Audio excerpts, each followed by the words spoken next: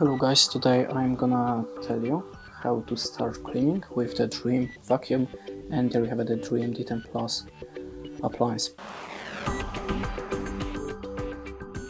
So in the first step you have to pair your appliance with the Xiaomi Home application, but how you can do it you can find on the other video. So I'm gonna show you how you can make it in the application right now. There we have the app. As you can see, we don't have any map, so we have to click on the play button to start map your room. So just click on the start. Start. Okay, sorry, double click. Once again. Start cleaning.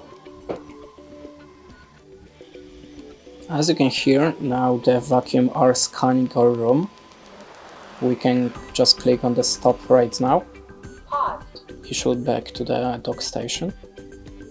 But of course wait until the room are completely scanned. We don't have a time for it right now, so I'm gonna just click on the dock.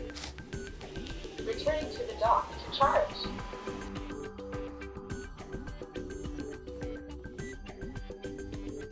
Okay, we done, and as you can see, Start charging. now we have the scan of our room.